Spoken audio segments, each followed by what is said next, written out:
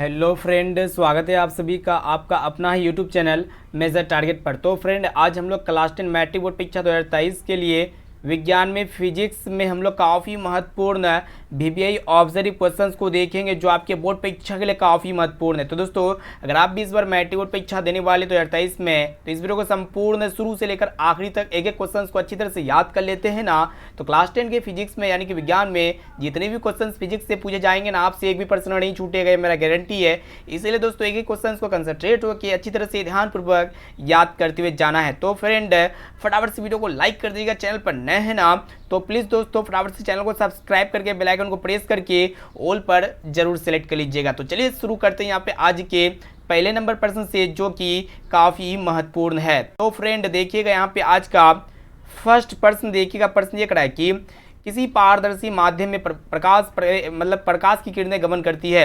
Option A में आपका दिया हुआ है सीधी रेखा में, या फिर वक्र रेखा में, या फिर टेढ़ी मेढ़ी रेखा में, या फिर इनमें से कोई नहीं। तो दोस्तों, किसी भी ट्रांसपेरेंट मीडियम में जो प्रकाश की जो किरणें गमन करती है ना, हमेशा सीधी रेखा में गमन करती है।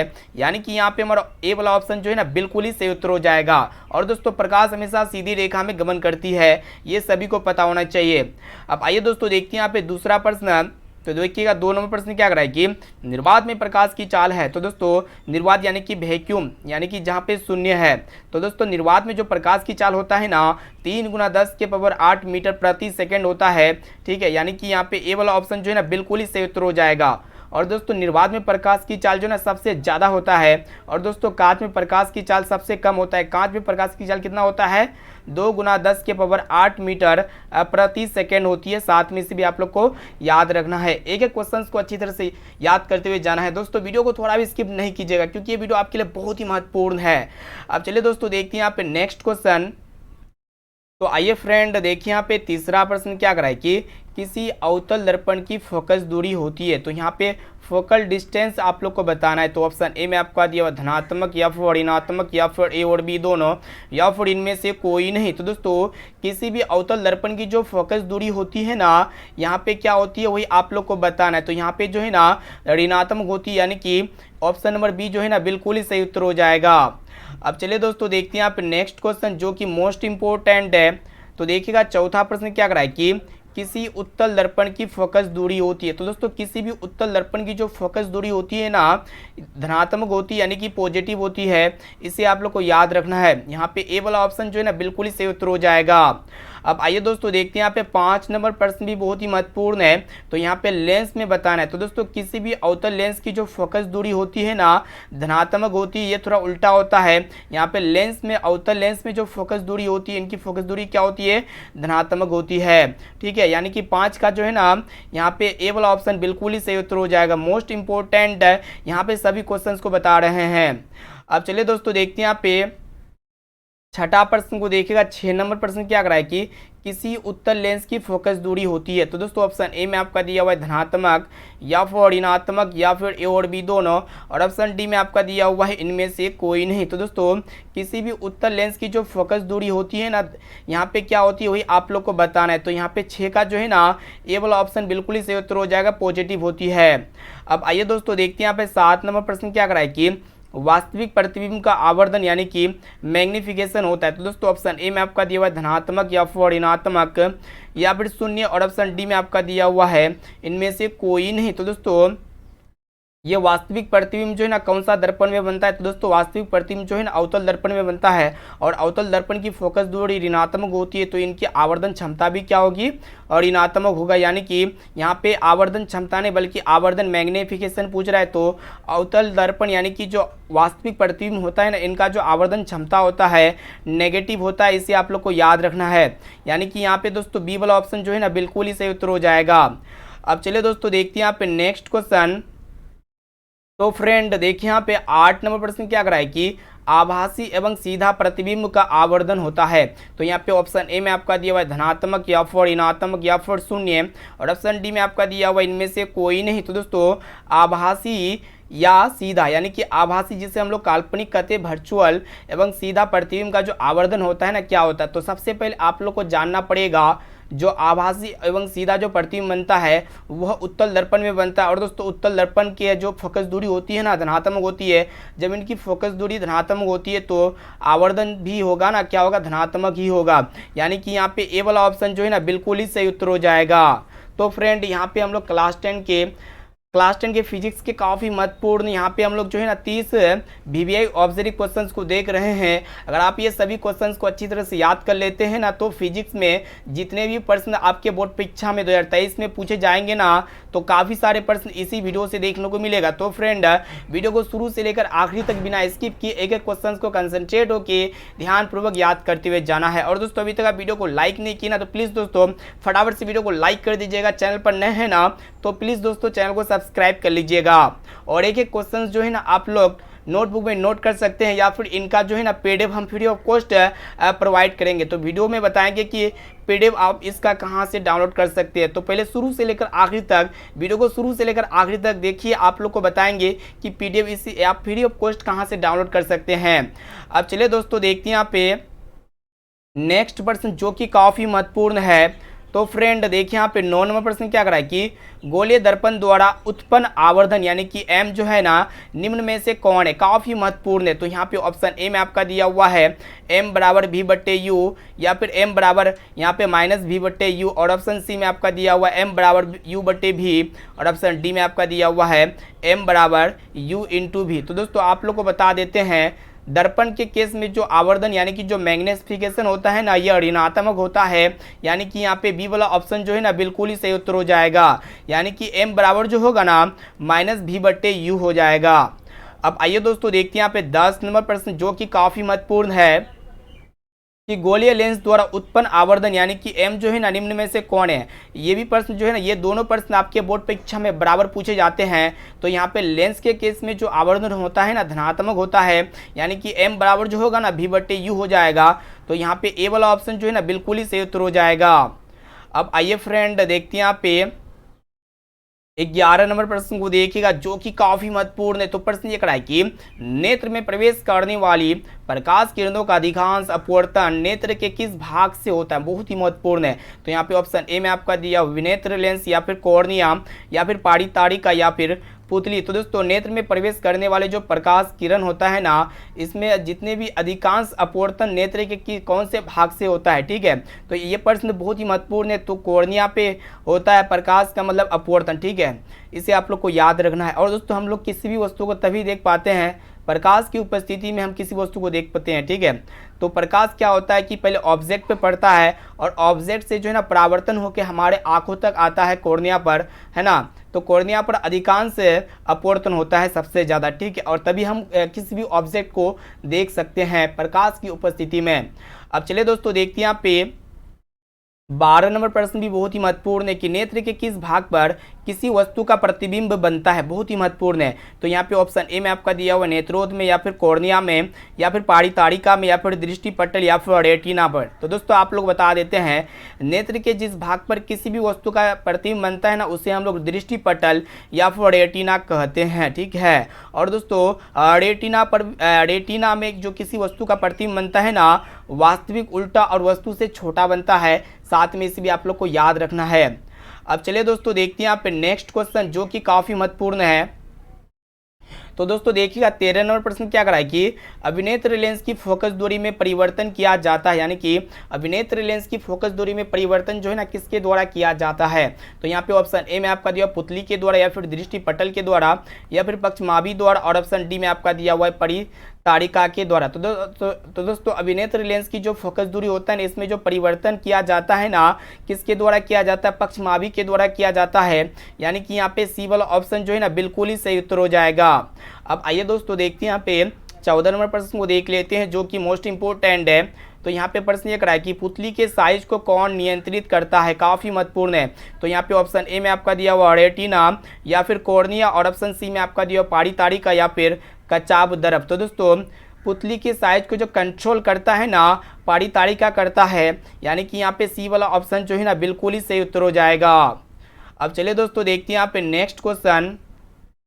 तो देखिएगा 15 नंबर प्रश्न भी बहुत ही महत्वपूर्ण है। तो प्रश्न ये कराए कि अभिनेत्र लेंस किस प्रकार का लेंस होता है, काफी महत्वपूर्ण है। तो यहाँ पे ऑप्शन ए में आपका दिया हुआ है अवतल लेंस या फिर उत्तल लेंस या फिर समतल अवतल लेंस या फिर समतल उत्तल लेंस। तो दोस्तों आप लोग को बता देते हैं, हमारे आँख में जो है ना जो लेंस पाए जाते हैं ना, वो कौन सा लेंस होता है, उत्तल लेंस होता है। ठीक है, यानी कि मानव नेत्र में कौन सा लेंस पाए जाते हैं, उत्तल लेंस पाए जाते हैं। तो यहाँ पे हमारा बी वाला ऑप्शन जो है ना बिल्कुल ही सही उत्तर हो जाएगा। यहाँ पे सभी क्वेश्चन जो है ना लल्लन टॉप क्वेश्चन है, इसलिए एक एक क्वेश्चन को अच्छी तरह से याद करते हुए जाना है। और दोस्तों वीडियो को संपूर्ण शुरू से लेकर आखिरी तक देखने के बाद आप लोग को लास्ट में कमेंट करके बताना है कि ये 30% में से पहले से आप लोग को कितना प्रश्न का सही और सटीक आंसर याद था। इसका जवाब जो है ना आप लोग को लास्ट में बताना है, वीडियो के लास्ट में। और आप लोग को बताएंगे कि आप लोग फ्री ऑफ कॉस्ट पीडीएफ कहां से डाउनलोड कर सकते हैं। ठीक है, तो देखिए यहाँ पे 16 नंबर प्रश्न जो कि काफी महत्वपूर्ण है कि सामान्य दृष्टि के लिए निकट बिंदु आंख से कितनी दूरी पर है, काफी महत्वपूर्ण है। तो यहाँ पे ऑप्शन ए में आपका दिया हुआ 10 सेंटीमीटर या फिर 20 सेंटीमीटर या फिर 25 सेंटीमीटर और ऑप्शन डी में आपका दिया हुआ है 30 सेंटीमीटर। तो दोस्तों सामान्य दृष्टि के लिए स्पष्ट देखने की जो न्यूनतम दूरी होता है, जो निकट बिंदु होता है ना, आँख से 25 सेंटीमीटर पर होता है। ठीक है, इसे हम लोग जो है ना सुस्पष्ट देखने के लिए जो न्यूनतम दूरी कितना होता है, 25 सेंटीमीटर होता है। यानी कि यहाँ पे ए वाला ऑप्शन जो है ना बिल्कुल ही सही उत्तर हो जाएगा। ठीक है, और दोस्तों दूर बिंदु जो होता है ना अनंत होता है, इसे आप लोग को साथ में याद रखना है। अब चलिए दोस्तों देखते हैं यहाँ पे 17 नंबर प्रश्न जो कि काफी महत्वपूर्ण है कि नेत्र गोलक का व्यास लगभग होता है, काफी महत्वपूर्ण है। तो दोस्तों नेत्र गोलक का जो व्यास होता है ना लगभग 2.3 सेंटीमीटर का होता है। यानी कि यहाँ पे डी वाला ऑप्शन जो है ना बिल्कुल ही सही उत्तर हो जाएगा। बहुत ही महत्वपूर्ण प्रश्न है। और दोस्तों प्रत्येक नेत्र जो होता है ना 2.3 सेंटीमीटर का गोलाकार पिंड होता है। ठीक है, गोलाकार होता है। अब चलिए दोस्तों देखते हैं यहाँ पे 18 नंबर प्रश्न जो कि काफी महत्वपूर्ण है। तो प्रश्न ये कराए कि जब नेत्र की पक्षमाभी पेशियां स्थिर हो तो अभिनेत्र लेंस जो होता है ना पतला हो जाता है या फिर मोटा हो जाता है या फिर अपरिवर्तित रहता है या फिर इनमें से कोई नहीं। तो दोस्तों आप लोग बता देते हैं, जब नेत्र की पक्षमाभी पेशियां स्थिर होती है तो अभिनेत्र लेंस क्या होता है, पतला हो जाता है। यानी कि यहाँ पे ए वाला ऑप्शन जो है ना बिल्कुल ही सही उत्तर हो जाएगा।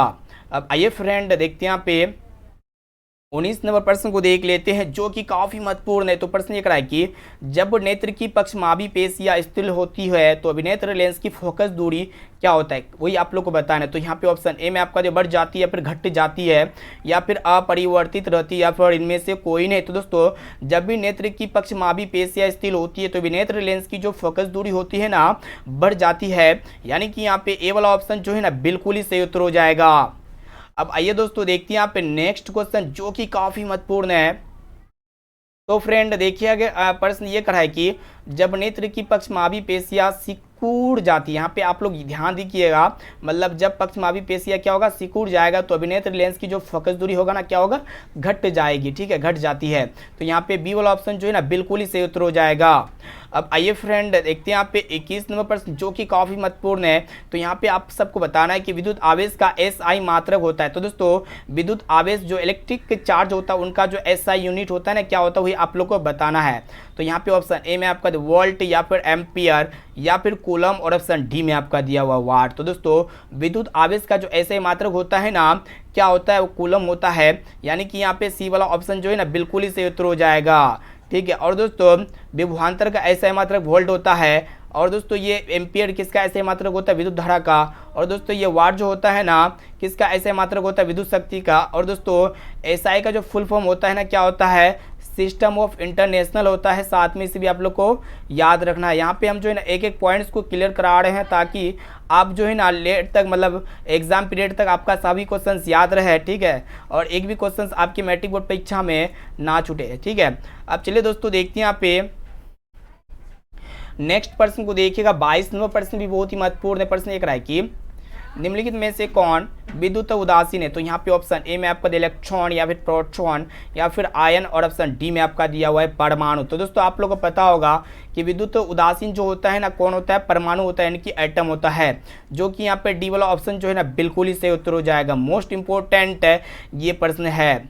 अब आइए फ्रेंड देखते हैं यहाँ पे 23 नंबर प्रश्न भी बहुत ही महत्वपूर्ण है। तो प्रश्न ये कराएगी, देखिएगा ध्यानपूर्वक कि दो समान विद्युत आवेशों के बीच लगने वाला बल की प्रकृति क्या होता है। तो यहाँ पे देखिएगा आकर्षण होता है, फिर प्रतिकर्षण, या फिर ए और बी दोनों, या फिर इनमें से कोई नहीं। तो दोस्तों यहाँ पे एक प्रश्न ये करा है कि जब भी दो समान विद्युत आवेश के बीच लगने वाला बल की जो प्रकृति होता है ना, दो समान विद्युत आवेश के बीच लगने वाला बल क्या होगा, आपस में क्या करेगा, प्रतिकर्षण करेगा, जो कि यहाँ पे बी वाला ऑप्शन जो है ना बिल्कुल ही सही उत्तर हो जाएगा। और यहाँ पे इसका जस्ट ऑपोजिट वाला भी प्रश्न ले लिए ताकि आपको कंफ्यूजन क्रिएट ना हो। तो यहाँ पे जो है ना दो असमान विद्युत आवेश के बीच लगने वाला बल की प्रकृति क्या होगा। तो दोस्तों जब भी दो असमान विद्युत आवेश के बीच लगने वाला जो बल होता है ना, इसका जो प्रकृति होता है ना, आकर्षण करता है, यानी कि यहाँ पे ए वाला ऑप्शन जो है ना बिल्कुल ही सही उत्तर हो जाएगा।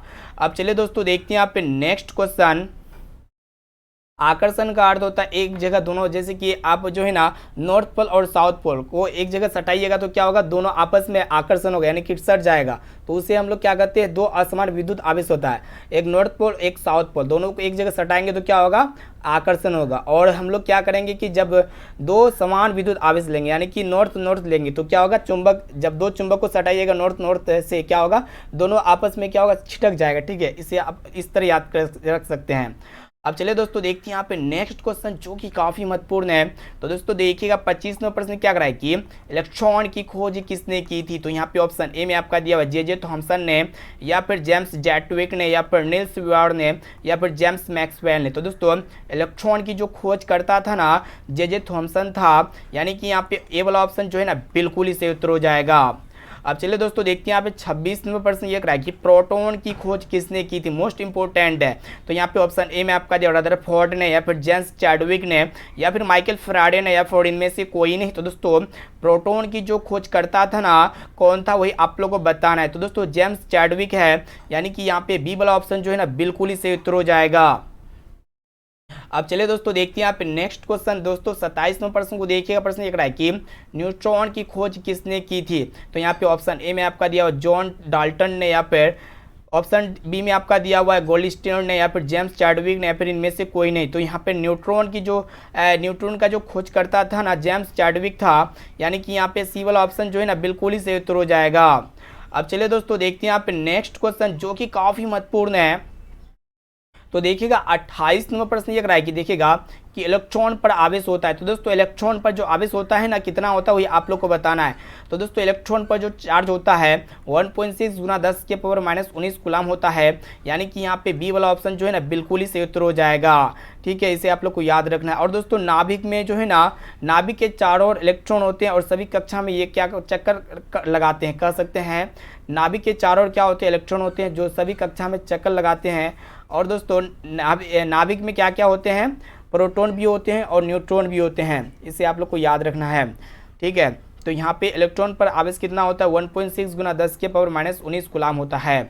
चलिए देखते हैं यहाँ पे 29वें प्रश्न का ये करा है कि किसी वस्तु पर उपस्थित आवेश की जानकारी किस यंत्र से प्राप्त किया जाता है। तो दोस्तों यहाँ पे इलेक्ट्रिक मीटर, या फिर वोल्ट मीटर, या फिर गैल्वेनोमीटर, या फिर इलेक्ट्रोस्कोप, यहाँ पे किसी भी वस्तु पर मौजूद जो आवेश की जानकारी प्राप्त करने के लिए हम लोग कौन सा डिवाइस का उपयोग करेंगे। तो दोस्तों यहाँ पे जो है ना इलेक्ट्रिक मीटर का उपयोग करेंगे। ठीक है, यानी कि यहाँ पे ऑप्शन नंबर डी में दिया हुआ इलेक्ट्रोस्कोप का प्रयोग करेंगे। आप लोग याद रखिएगा, किसी भी वस्तु पर जो मौजूद आवेश होता है उसकी जानकारी प्राप्त करने के लिए इलेक्ट्रोस्कोप एक डिवाइस होता है, इसकी सहायता से हम लोग जानकारी प्राप्त कर सकते हैं। और दोस्तों मतलब सूक्ष्म जीवों को देखने के लिए हम लोग किस की मदद लेते हैं। तो दोस्तों माइक्रोस्कोप यानी कि सूक्ष्मदर्शी की मदद लेते हैं, इसे आप लोग को साथ में याद रखना है।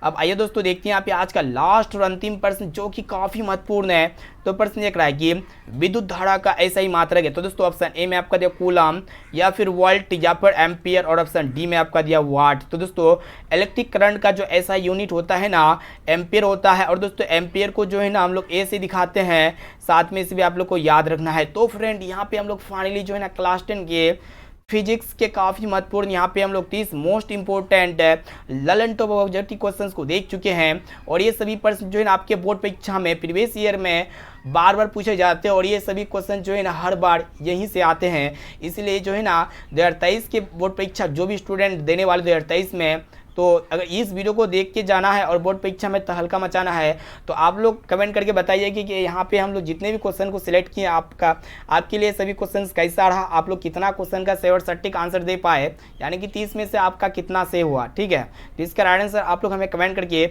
जरूर बताइएगा। ठीक है, और दोस्तों इनके साथ साथ जो है ना आप लोग को यहाँ पे SW क्वेश्चंस का आंसर भी बताना है कि SW क्वेश्चंस का आंसर क्या होगा। तो यहाँ पे प्रश्न ये करा है कि नेत्र लेंस किस प्रकार का लेंस है, काफ़ी महत्वपूर्ण ये प्रश्न है। तो यहाँ पे ये आपका स्पेशली SW क्वेश्चंस हो गया, इनका आंसर जो है ना आप लोग को इसी वीडियो में कमेंट करके बताना है। तो यहाँ पे ऑप्शन ए में आपका दिया हुआ है अवतल लेंस या फिर उत्तल लेंस, या फिर ए और बी दोनों, या फिर इनमें से कोई नहीं। तो दोस्तों इसका राइट आंसर क्या लगता है आप लोग फटाफट से इसी वीडियो में कमेंट करके बताइए। और आप लोग को जो है ना इसका PDF कहाँ से मिलेगा, तो बहुत ही सिंपल वे है, बहुत ही सिंपल वे के माध्यम से आप लोग को जो है ना इसका PDF मिलेगा। तो PDF कैसे मिलेगा, तो दोस्तों आप लोग को जो है ना हमें मैसेज करना है। मेरा व्हाट्सअप नंबर ये है 6206076569। ठीक है, तो इस नंबर पे जो है ना आप हमें मैसेज कीजिए।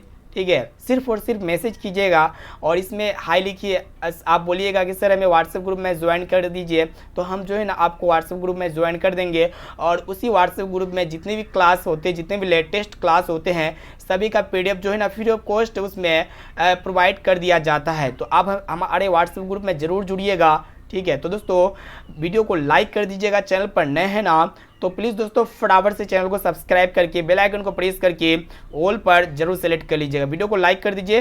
दोस्तों वीडियो को संपूर्ण शुरू से लेकर आखिरी तक देखने के लिए थैंक यू। फिर मिलते हैं जल्द ही अगले वीडियो पे। Vande Mataram, bye bye.